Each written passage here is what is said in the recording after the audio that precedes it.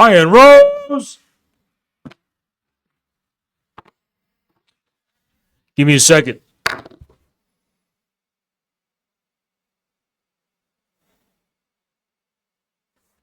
Give me a second. I'm setting it up.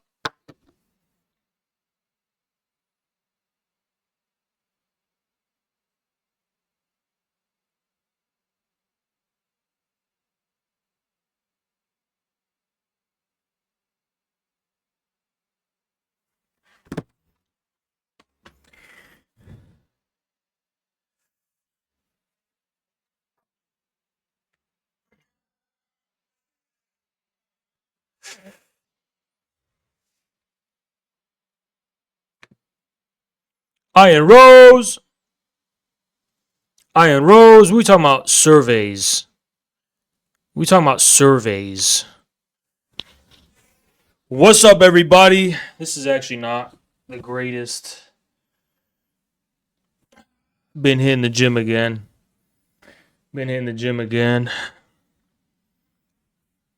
What's up, everybody?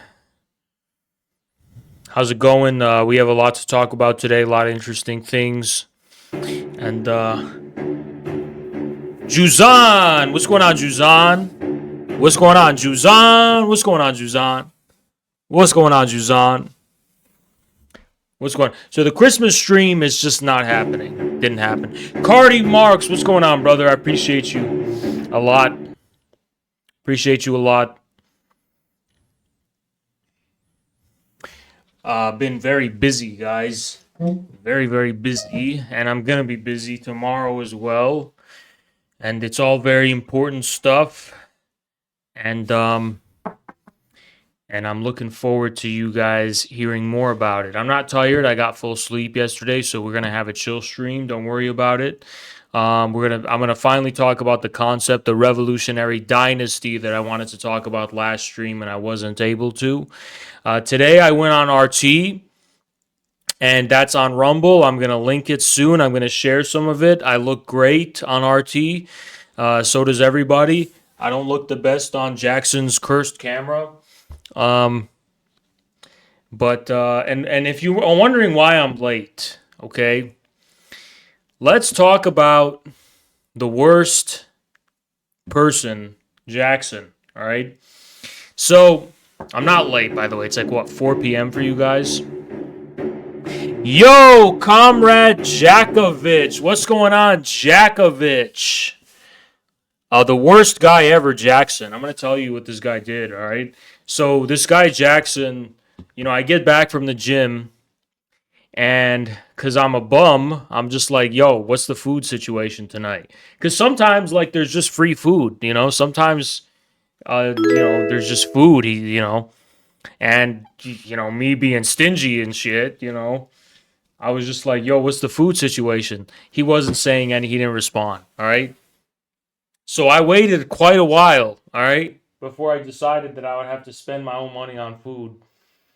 And that was a last minute kind of thing. So I ate and I got a little tired after I ate a burger. And now I'm here. Sleeper Cell, what's going on? What's going on, Sleeper Cell, with the 8? 8. What's going on, Sleeper Cell? The mic is fucked. The mic doesn't work.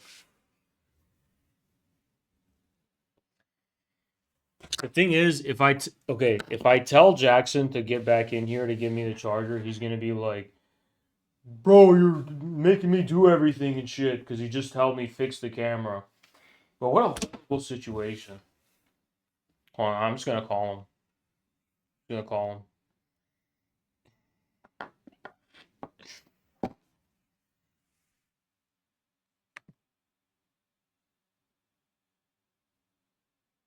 This is really bad. His phone doesn't even work.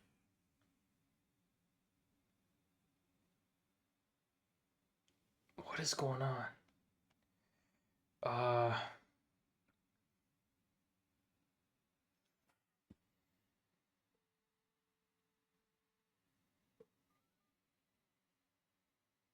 Yo. Bro, I need a favor. Remember that USB-C thing? The one that was in the desk in the room. I need that because I'm in the middle of a stream and everything just shut off, and I need the USB-C to get the mic back. I don't know. I think you took it. You took it yesterday. You were gonna take mine, and then I told you there was one in here, and you took that one. All right. Look, you just take mine. You know, like the one, the big, complicated one. Yeah, just give that to me, please. Appreciate it. Thank you.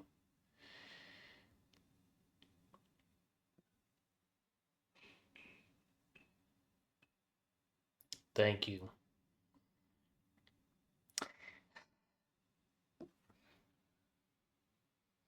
Yeah, so now that no one can hear, these suckers, I'm just doing it all for money. They have no idea. I chose this career just to get donations on the stream. Yeah, that's it. Damn. Shit, bro. This dude's throwing shit at me like I fucking did something wrong because my mic broke.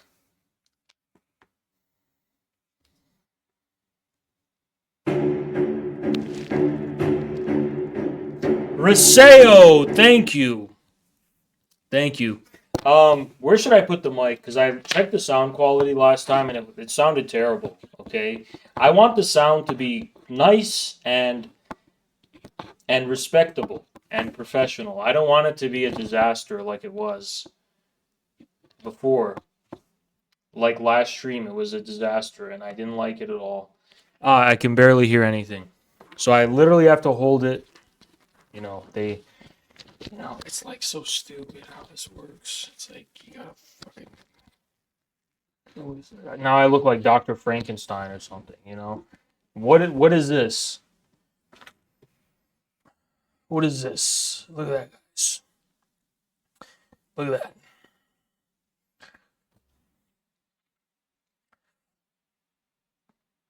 All right, how does it sound? I hope it sounds good, but I look like I'm a transhumanist. I've become one with the machine. So there's a mixed significance to whatever this is.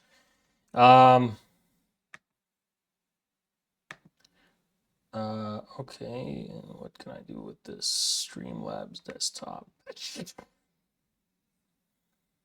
Notice how there's always been problems. Jackson has this laptop,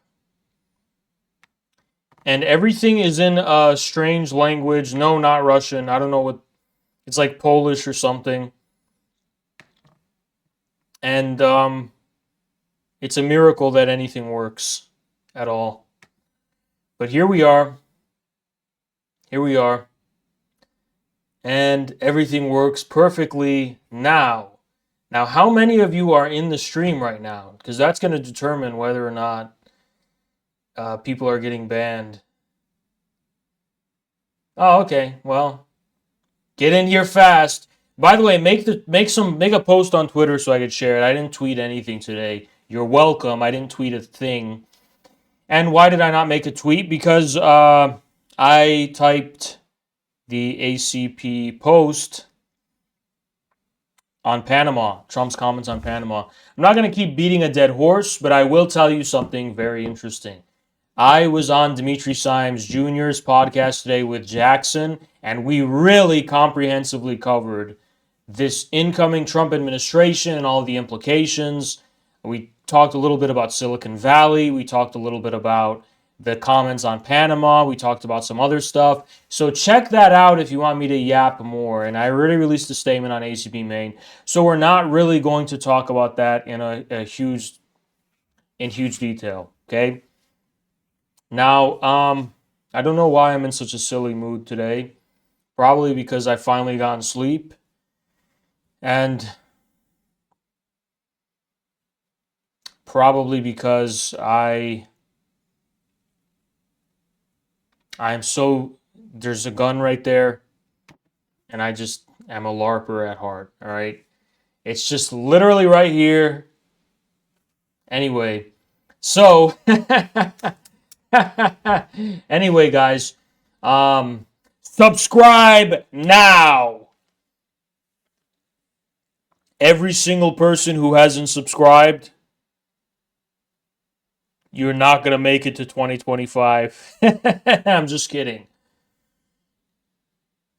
Anyway, no, I wanted to talk about something very serious today, actually. And if you're asking me about the news, I don't know what's in the news. I was just on RT today. I talked about the news in a very. Here's why I am in a very silly mood today, because I had a lot of serious talks today. Dimitri Sives Jr. and RT, very serious, very boring. Now is my time to be a little more lighthearted, you know. But the topic today is very serious. So we have to find a balance of some kind. What? That actually worked on someone? MF, what's going on? What's going on, MF? Somehow these threats are working. These threats are working, all right? So, look, guys, I'm just going to leave it right here on the table. You see it. You know the threat is there. I don't have to keep pointing it at you. You know, the choice is yours, and the choice is right here. So make your choices, every single one of you. You have to think about what's really worth it in this life, because as you can see, the choice is right here. All right.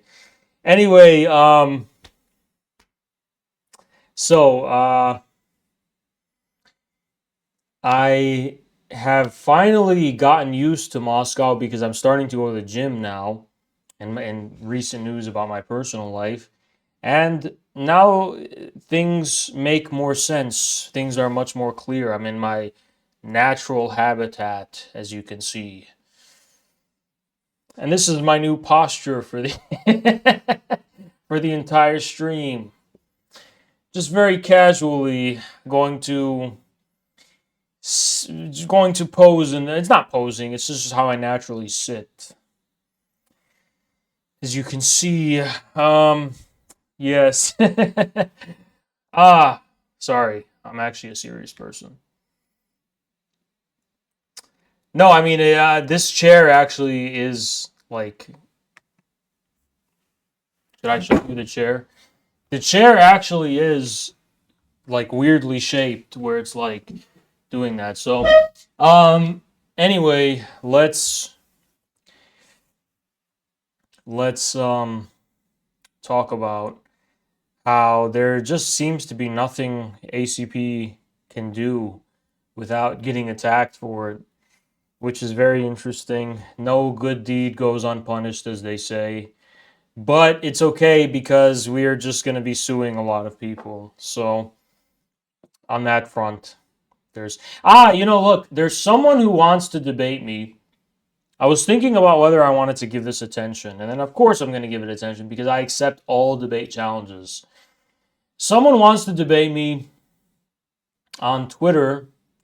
It's a woman who's like she's part of a Mussolini group or something. I don't know what it is. But anyway, I don't have Discord on this laptop, and the VPN, I don't know what's going, it slows down the internet so much that I can't even stream, which you do need for Discord to work, as far as I know. I have to download Discord, and it's just not an option. So my message to her is that catch me on a TikTok live next time I go live on TikTok, and you could just request to join, and whatever gibber you want to say, you could just say it there. So yeah, I accept all debate challenges as a matter of principle. So everyone kept bothering me about it, and that's my response. That's what I have to say to you about that. So there's that. There's that. And I also would like to say that speaking of the worst guy ever, Jackson, I ended up having to buy new AirPods. Why? Because Jackson, he lost mine somehow. They disappeared. He swears he never did anything. But we all know the truth. Truth is, my AirPods, he threw them away. He just freaking, he's CIA, just like they all say, you know. He just gave it to he put a CIA vaccine in the AirPods, and Klaus Schwab something with something happened to it. I don't know. Don't trust Jackson. He took all my AirPods. I literally had to buy new AirPods, by the way. It's not a joke that my AirPods got stolen. It's actually not a joke that my AirPods got stolen. I had to buy new ones. And of course, I'm such a victim that I had to buy the best ones, the Pro, the Gen 2 Pros. And I was forced to buy the latest ones because, just because, you know, I need to be. Well, you know what? I'm going to be honest about something. Music is very sacred for me, especially at the gym, especially in general. I was actually on the way to Donetsk. It was a 15-hour car ride, 15, 16, I don't know.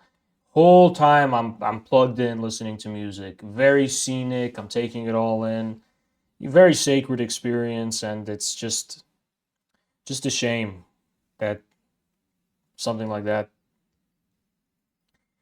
just disappears due to Jackson's um, malicious UFO activities. Anyway,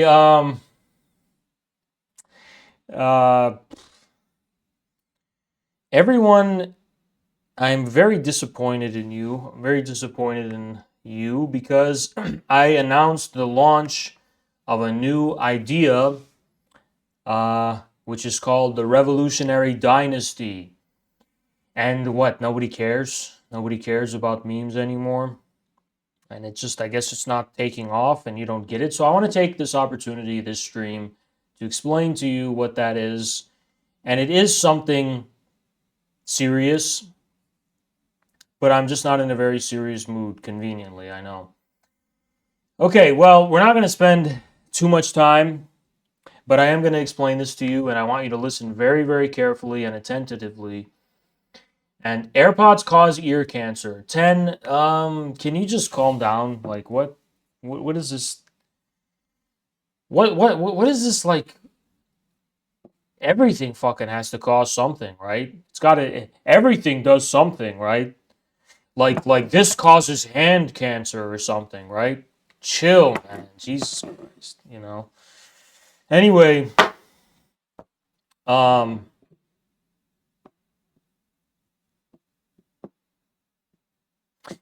I have an interesting thing coming in the journal. That was my. It's an elaborated version actually of the presentation I gave, which I wasn't actually able to finish in Donetsk, Philosophy and War. I think you're going to be finding it very interesting if you read it. It's coming out in the next edition of the journal. If Carlos shows some mercy on me, because he told me that I have to get it in today, and it's just not possible because today for me is 1 a.m. and for you guys it's 4 p.m. So I don't know what time is anymore. But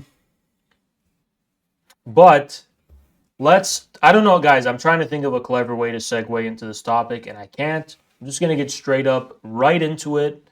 And I recommend you listen very carefully and closely. And you know what? It's so perfect because we have this archaic symbol of war and barbarism, and it's very much related to my idea of the revolutionary dynasty. So, as you guys know, Infrared has always espoused a specific view of Marxism-Leninism, according to which Marxism-Leninism is an index of material and historical practice. This idea is also baked into the Declaration of the American Communist Party, which is to say, in contrast to other theories, which are primarily based in, I don't know, ideas and just theory and subjectivism, subjective theory, Marxism-Leninism is a synthesis. It's fundamentally a synthesis of thought and practice. And all of the contributions to that synthesis reflect new ways in which thought and practice have been synthesized across history. So practice is the criterion of truth, and not only truth, but theory as well. But I don't think this idea has been elaborated to the extent that I would consider satisfactory. And I think that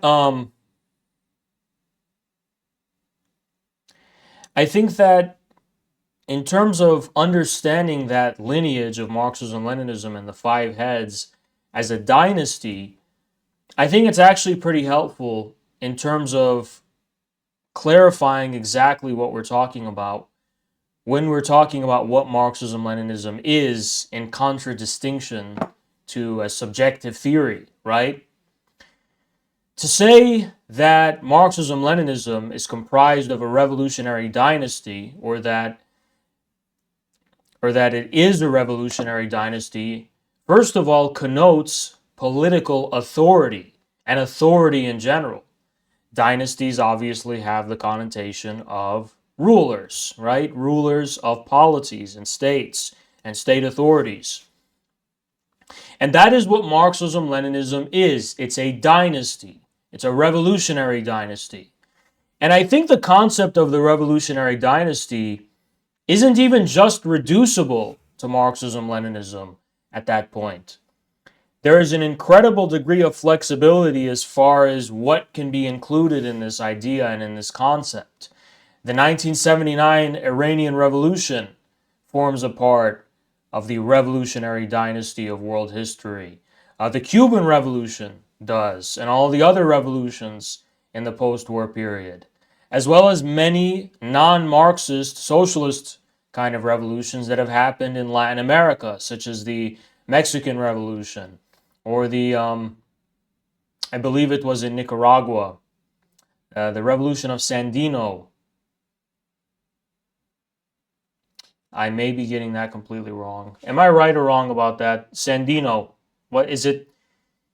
Nicaragua or El Salvador? Which one? Explain now. Save me. Chat. Which one?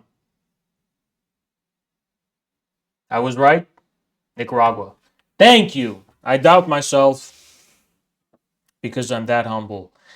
Okay, so the notion of revolutionary dynasty I'd like to elaborate is, first of all, let's begin with what a dynasty actually is and what it isn't.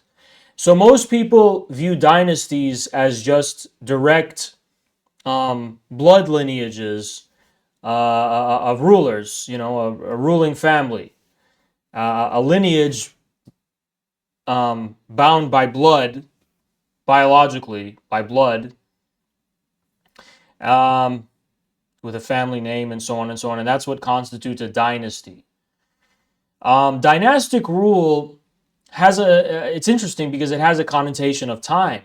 When most people think of dynasties, they're not thinking of one static form of rule. They're thinking of a succession of power and rule, right?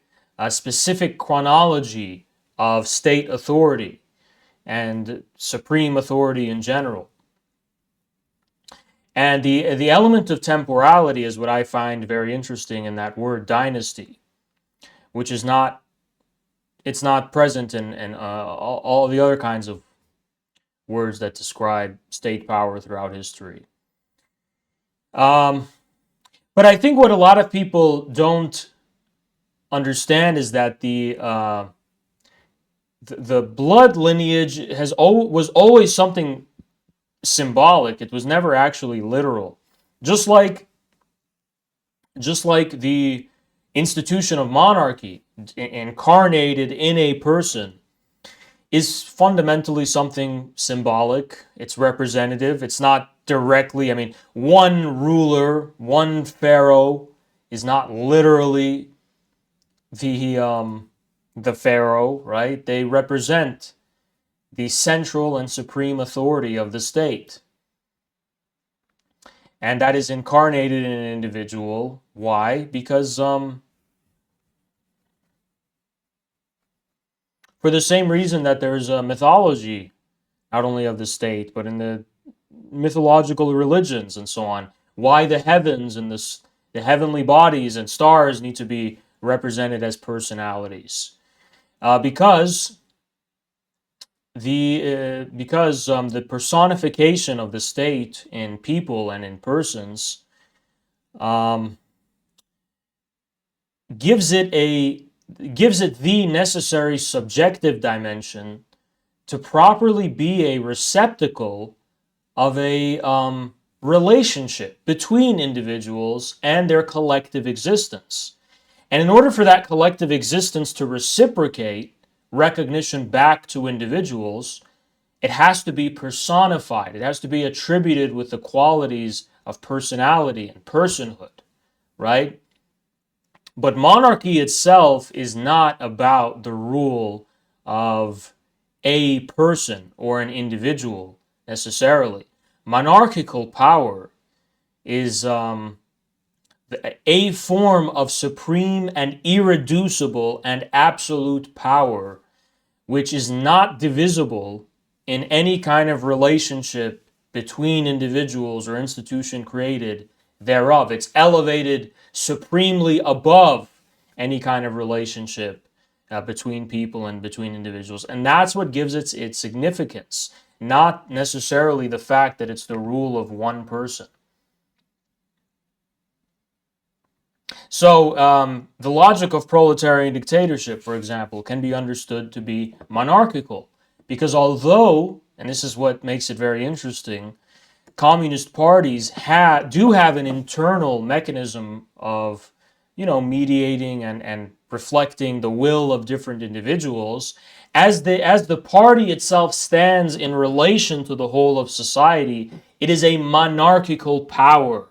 It is occupying a status of supreme dictatorship, and it is not representing a relationship between people within the civil society that it reigns supreme over. The party, there's a dividing line. There's civil society and there's the party. Now, if you decide to dedicate yourself to the life of the party and become a member of the party and become initiated into it, you can, and you can participate in the power of the party dictatorship directly. But it is by no means a given, And in this way, party dictatorship obeys, a proletarian dictatorship in general, obeys a monarchical logic. And that's not just because of the history of cults of personalities, such as the one that surrounded Lenin, that was there. Let's not kid ourselves and say that the Bolshevik Party was just some neutral institution, democratic institution, although it was much more than others. I mean, Lenin was a domineering personality, and he was a symbol of that party. And Stalin had a cult of personality that personified the party dictatorship for the entire Soviet people and then the Soviet masses. And then Mao and so on, and it all speaks for itself. But I'm not simply talking about the relationship between proletarian dictatorship and monarchy because there were these big, great men like Stalin and Mao and so on, and Fidel who ruled. That would be a very superficial reading of what I'm trying to talk about here. I think this topic is a little too interesting and too complex for you guys. What do you think? You guys following me or?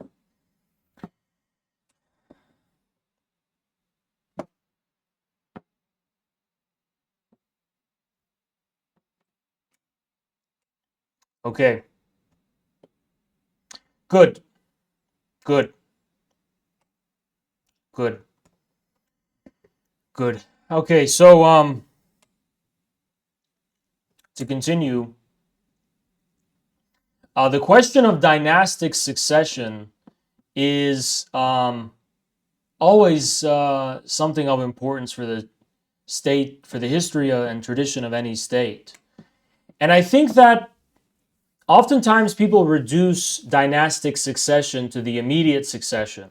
So when a ruler dies and they pass on their lineage to their offspring, for example, and for them that's what it means for there to be a dynastic succession.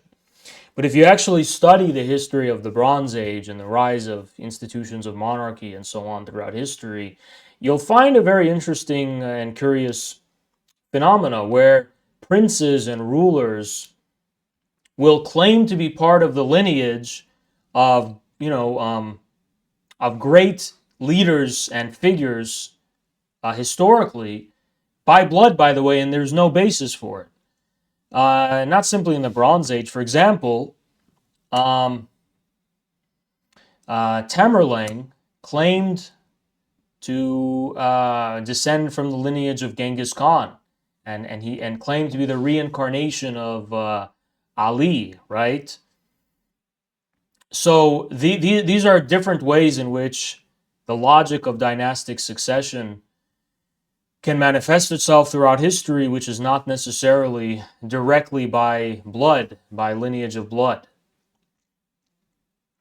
And why is that? What really is the driving force behind the logic of dynastic succession if it isn't just passing on power to your direct descendant through blood? Again, the descent by blood, that is a kind of metaphor of state power, and it's a matter of convenience that this is how rulers passed power on. But according to history itself and the writing of history, this never constitutes real dynastic succession.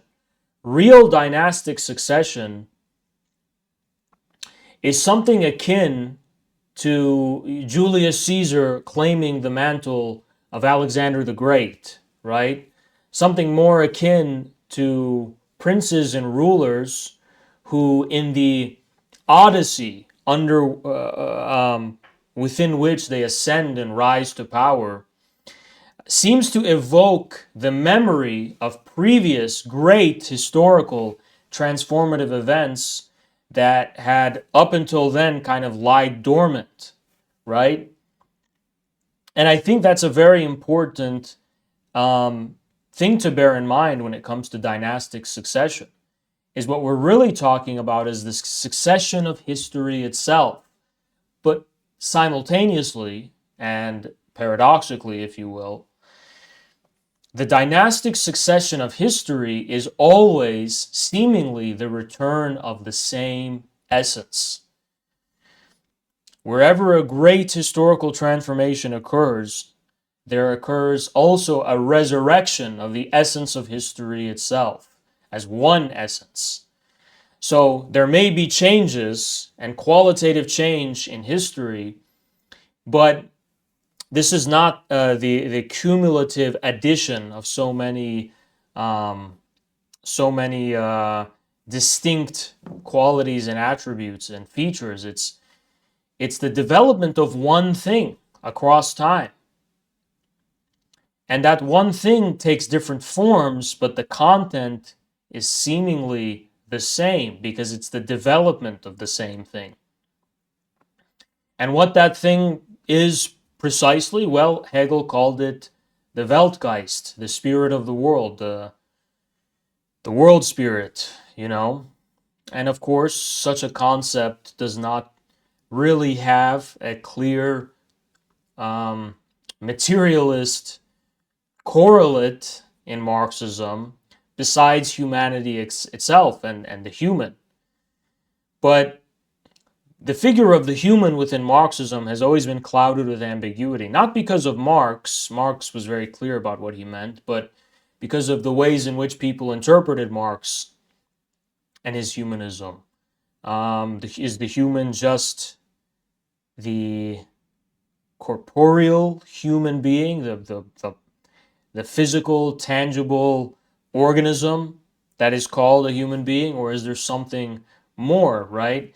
Evel Ilienkov, in his Cosmology of the Spirit, attempts to address this question with a little more thought when he attempts to directly draw out a materialist significance of Hegel's world spirit by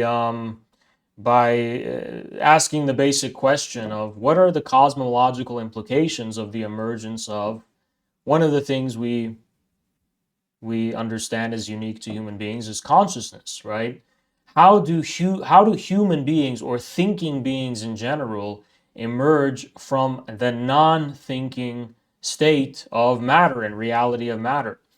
So for Ilyenkov, that was the cosmology of spirit, how it is that matter itself culminates in thinking beings, and in what way thought itself is an attribute of matter.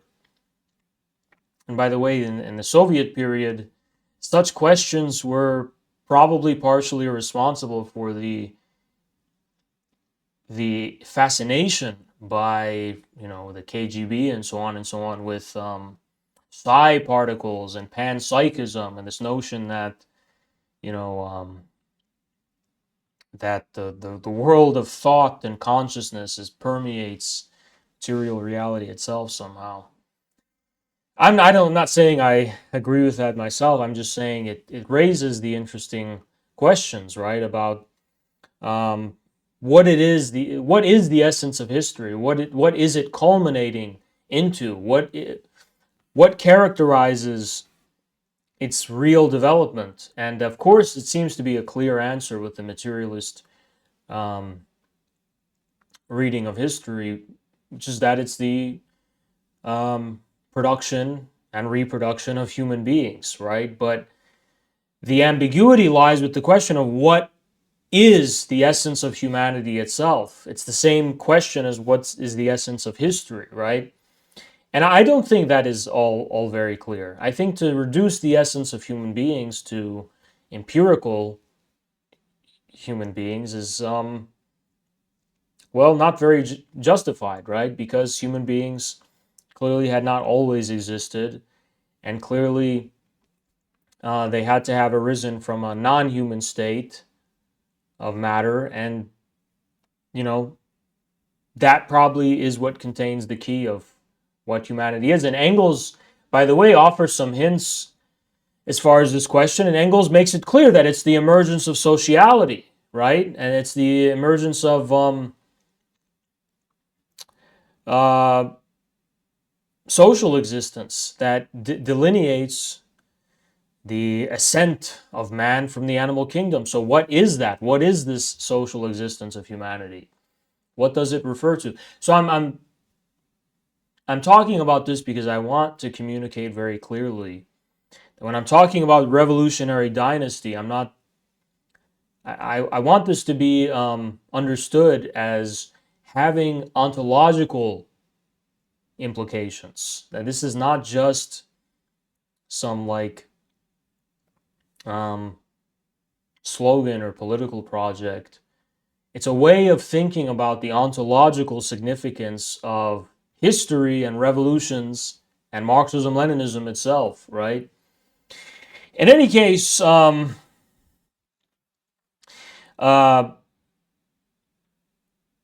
you understand the motor and the engine of historical development, it becomes very clear that the engine and motor of all historical development is the fire of revolution.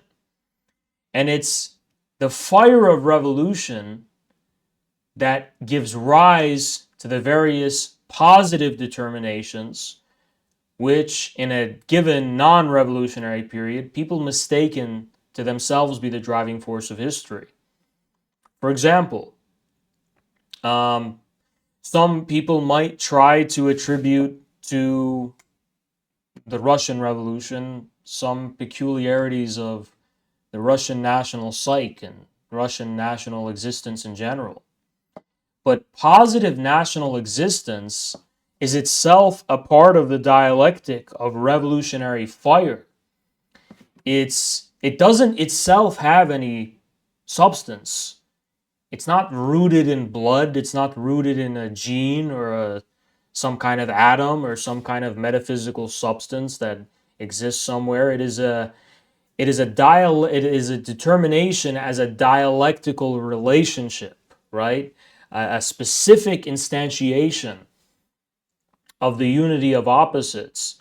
That is what gives things determination and positive significance as real things that are not just negations, but negations of the negation, right? And the thing that the essence of all of that is revolution. It's revolutionary cycles, revolutionary events that open and force all the positive and concrete determinations that constitute human existence to be relitigated, to be reinvigorated, and to forcefully confront really the essence out of which they had arisen. And that is why revolutionary dynasty is such a paradoxical phrase, because it's also simultaneously revolutions are these all-encompassing, destructive events that reveal the true essence behind the world of appearances and positive determinations. But it's also a logic of succession that's at play in the idea of revolutionary dynasty, that there's a dynasty of revolutionary history. And I think revolutionary dynasty is a concept that is a modern concept. It's uniquely modern. Because in all hitherto history, the real essence of dynastic succession had to be disguised in the metaphor of blood lineage and so on and so on. And only with the rise of modern civilization and Marxism in particular is it possible that we can understand what the real essence of dynastic succession as far as the history and tradition of states is concerned, to lie in revolutions, right? Real social and political revolutions. And the dynastic logic of revolutionary succession stands in stark contrast to anarchism or Trotskyism or other kinds of pseudo-revolutionary forms of consciousness, because the revolution of the 21st century, in contrast to the revolutions of the 20th and 19th centuries, is going to be the culmination of all hitherto revolutionary history, not just in fact, which is true for all revolutions across history, but also in form and in terms of its consciousness, in terms of its sanction and its legitimation. It's going to be a self-conscious revolutionary tradition that opens the possibility and opens the horizon in our supposedly post-historical state of existence, the possibility of a revolutionary situation today. Because the truth is, there is no way to simply and immediately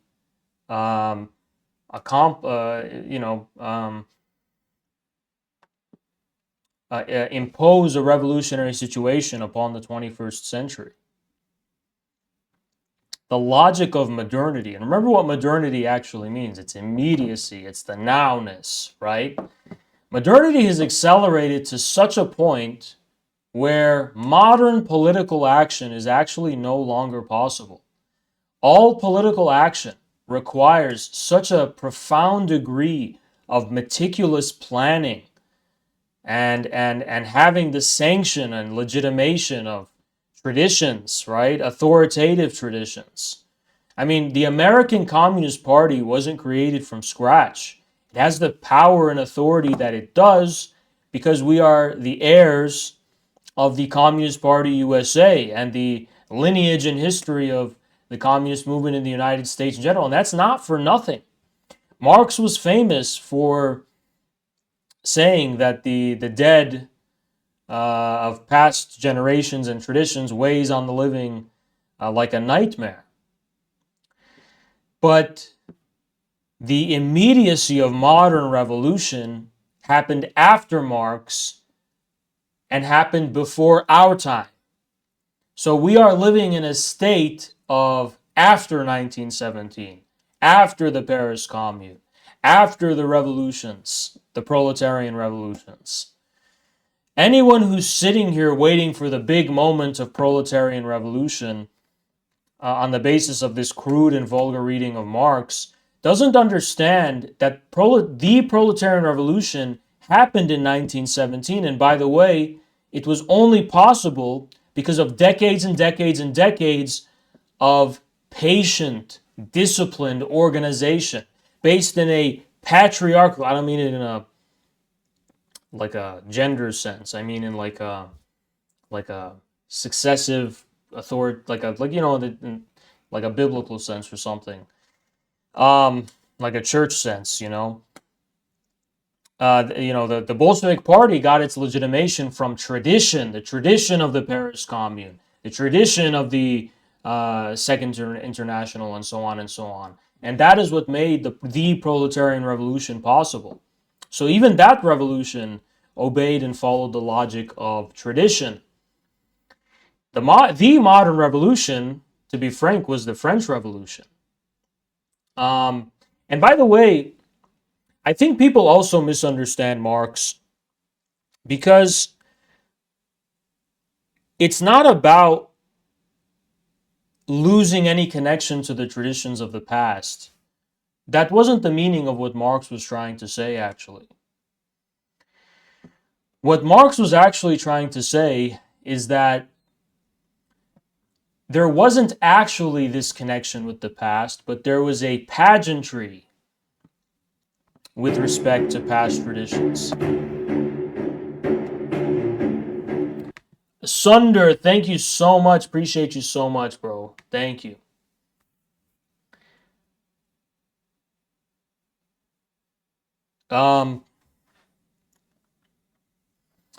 There wasn't sorry, I got lost. Yeah, there was a pageantry in which these past revolutions were being imitated directly, right? And that is what Marx regarded as false, and the tradition weighs like a nightmare on the brains of the living. But a real connection to the tradition of revolution discerns the essence in novel forms rather than trying to repeat these forms. And I think that's a crucial difference, because the revolutionary dynasty of Lenin, for example, as it relates to the Paris Commune, the connection that Lenin felt, when he went outside and started dancing in the snow because the Bolshevik government ended up lasting longer than the Paris Commune did, and he was so relieved at that fact.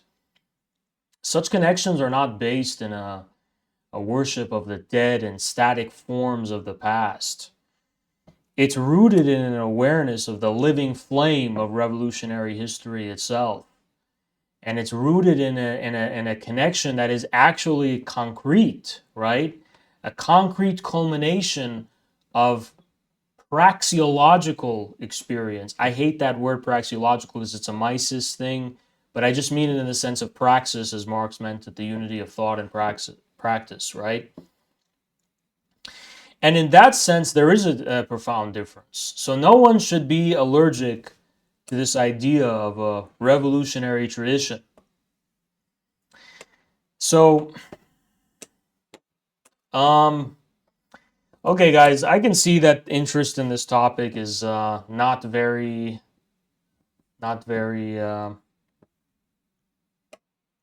high, and I think I've introduced it to you to a sufficient extent that there's at least some serious thought behind it. Yeah, Doug, I think you're starting to get it. Yeah, like leftcoms say, we had one shot at communism and it was the Paris Commune and it failed and now we're stuck with capitalism. That is the opposite of revolutionary dynasty. Now you're kind of starting to get it. You're starting to get what revolutionary dynasty means, It's a culmination. It's a culmination of a revolutionary tradition.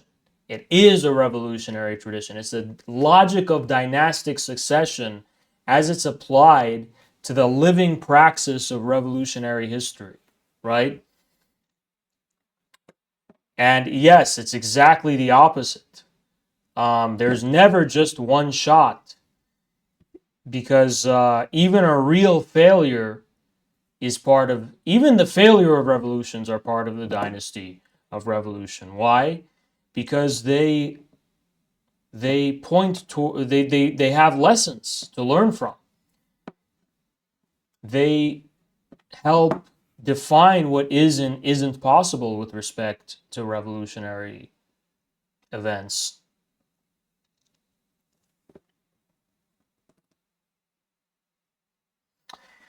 But okay, guys, pretty deep topic that there isn't a lot of interest in, unfortunately, and we are probably gonna wrap it up because I have to go to bed anyway. But I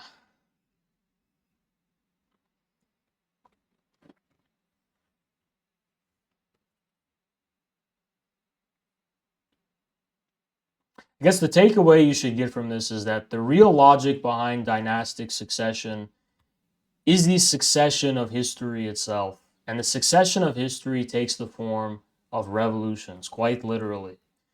The dichotomy between revolution and tradition is therefore completely false. Sum it up. TikTok debate soon. Sure. Sure. Sure. Patreon Q&A when?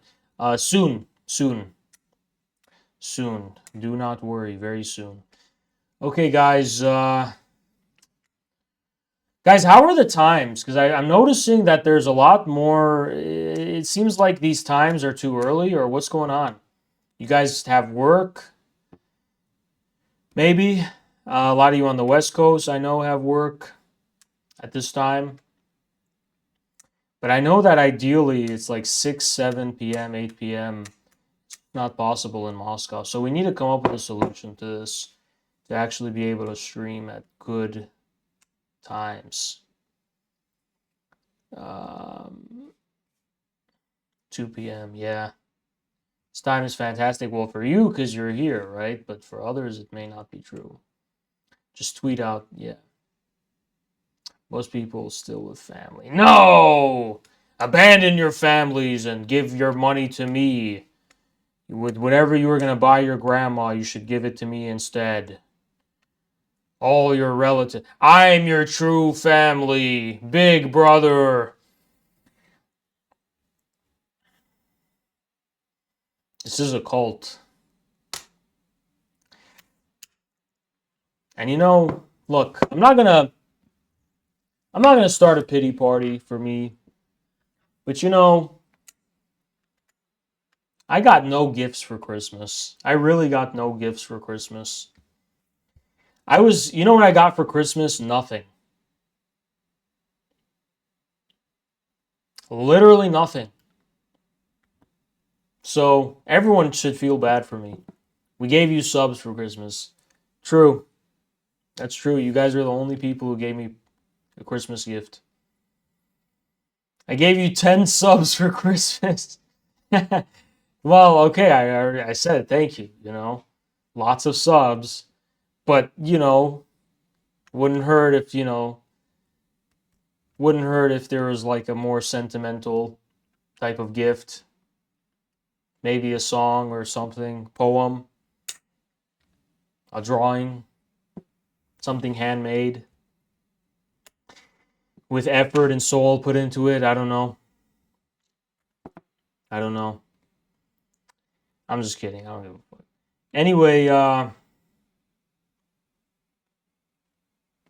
Anyway, so guys, Jackson, the villain of today's stream, he's making me get up early to record for his show.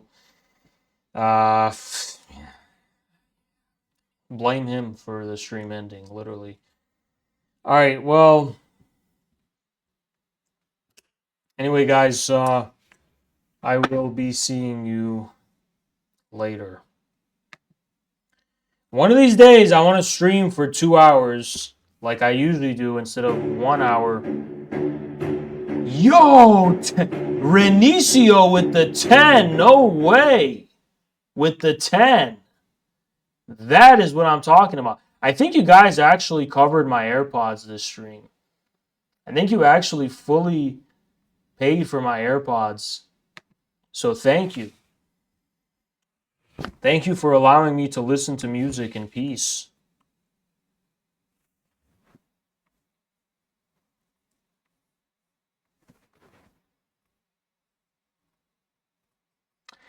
What do you guys think about morning streams?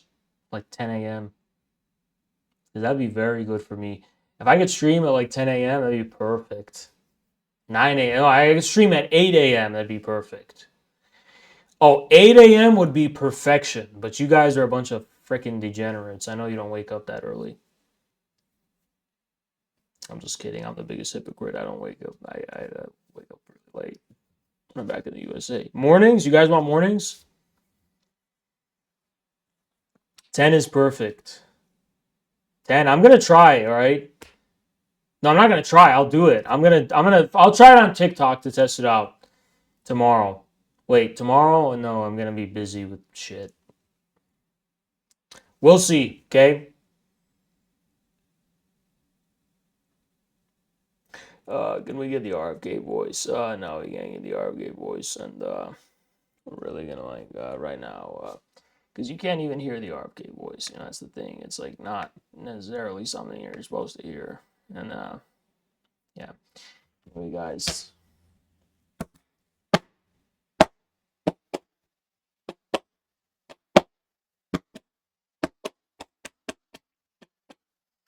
Well,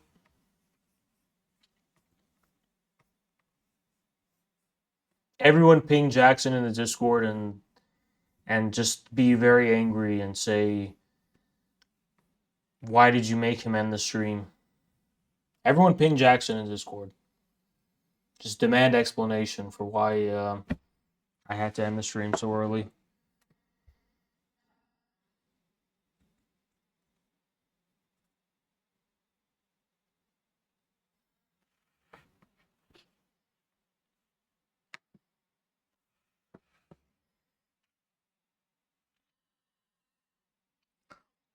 All right, guys.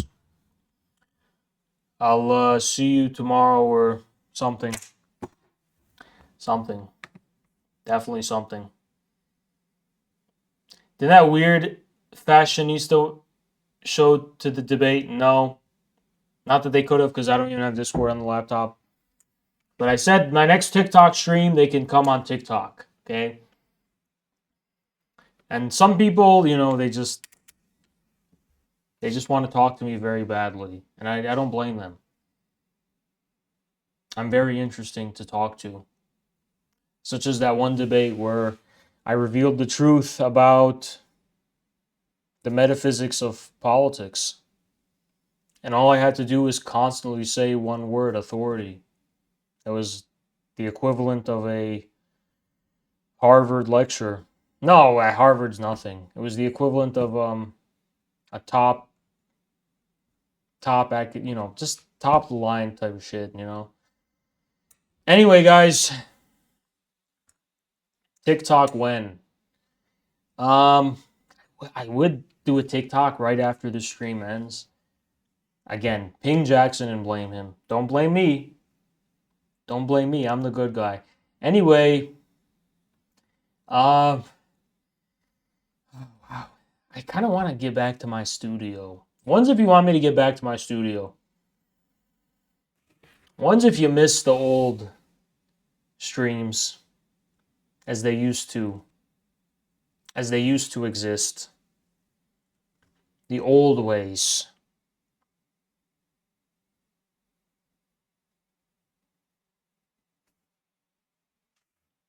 No one? What the fuck is going on? There's no chat? Oh, there's... Okay. Publish your book before you fly back. You know, why don't you just like shoot me in the head right now and just kill me, all right? Because it would be a lot easier than to do what you just asked. Am I gonna fucking finish the book on an airplane? I'm gonna finish the book on a fucking airplane? You crazy fuck. This dude wants me to go. This dude wants me to be on the airplane with a napkin and a pen and to finish, not only finish it, but publish it. And how do I publish it? I finish it with a pen on a napkin on Turkish Airlines, and there's a sweaty person next to me who's just sniffing and farting the whole time, and I just pass it to him like, there you go. Why don't you blow your nose with this, and it's officially published.